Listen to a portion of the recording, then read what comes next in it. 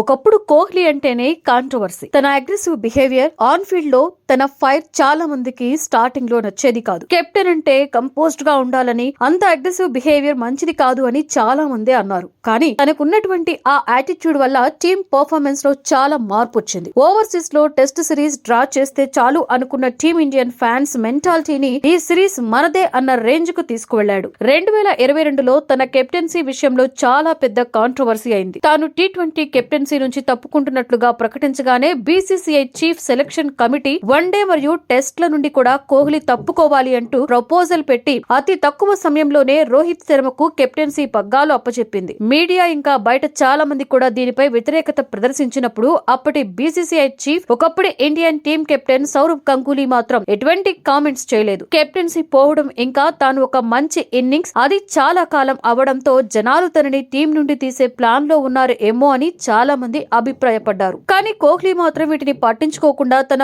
Performance పైనే focus చేశాడు. తన కెరీర్ బిగినింగ్ లో can't much more fitter, much more stronger గా తనని తాను మౌల్డ్ చేసుకున్నాడు. ఇంకా తర్వాత తన పర్ఫార్మెన్స్ గురించి మనం చెప్పక్కర్లేదు. ఇండియన్ బ్యాటింగ్ లెజెండ్ సచిన్ పేరిట ఉన్నటువంటి మోస్ట్ సెంచరీలు రికార్డ్ నుండి ఎన్నో రికార్డ్స్ ను బ్రేక్ చేసి తన సత్తా ఏంటో చూపించాడు. ఇక మరో విషయానికి వస్తే, ఆఫ్ఘనిస్తాన్ తో జరిగినటువంటి T20 మ్యాచెస్ లో ఆడిన కోహ్లీ ఇంగ్లాండ్ తో హైదరాబాద్ లో జరిగిన టెస్ట్ మ్యాచ్ ఆడేందుకు కూడా వచ్చాడు. ప్రతి సెషన్స్ కూడా అటెండ్ అయిన కోహ్లీ మొదటి 2 టెస్టులకు తన అవైలబిలిటీ లేదు అని టీం ప్రకటించడం అందరినీ ఆశ్చర్యపరిచింది. పర్సనల్ రీజన్స్ వల్ల తను ఇంటికి వెళ్లవలసి వచ్చింది అన్న టీం మేనేజ్మెంట్ ఫిబ్రవరి 14 నుండి మొదలు కానున్న 3వ టెస్ట్ నుండి టీం కి అందుబాటులో ఉంటాడు అన్నారు. కానీ నిన్న బీసీసీలో జరగబోయేటువంటి 3 టెస్టులకు టీం లిస్టు విడుదల చేసింది. అందులో కోహ్లీ మరియు ఫస్ట్ 2 టెస్టుల్లో కూడా పెద్దగా స్కోర్ చేయని శ్రేయస్ అయ్యర్ పేరు లేదు.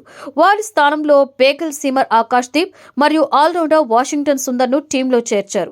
ఆకాష్ దీప్ కు ఇదే ఫస్ట్ ఇంటర్నేషనల్ సిరీస్. కోహ్లీ గురించి మాత్రం టీం మేనేజ్మెంట్ తరఫు నుంచి ఎటువంటి రెస్పాన్స్ లేదు. దేశం కోసం ఆడడమే తన ప్రధాన ధర్మం, కానీ కొన్ని పర్సనల్ రీజన్స్ వల్ల కోహ్లీ అవైలబుల్ గా లేడు అని మొదటి టెస్ట్ మ్యాచ్ తర్వాత కూడా రోహిత్ శర్మ ప్రెస్ కాన్ఫరెన్స్ లో ప్రకటించాడు. కోహ్లీ భార్య అనుష్క శర్మ మళ్లీ ప్రెగ్నెంట్ అయినట్టు, అందుకే తాను టీం కి అవైలబుల్ గా లేడు అని కొన్ని వార్తలు సోషల్ మీడియాలో హల్చల్ చేస్తున్నాయి. రూమర్స్ మరీ స్ప్రెడ్ అవ్వకుండా టీం మేనేజ్మెంట్ అయినా కోహ్లీ అయినా ఒక ప్రెస్ నోట్ విడుదల చేస్తే బాగుంటుంది. ఈ వీడియో మీకు నచ్చితే లైక్ చేసి మీ ఫ్రెండ్స్ తో షేర్ చేయండి. మరిన్ని క్రికెట్ అప్డేట్స్ కోసం మా ఛానల్ ని సబ్స్క్రైబ్ చేసుకోండి.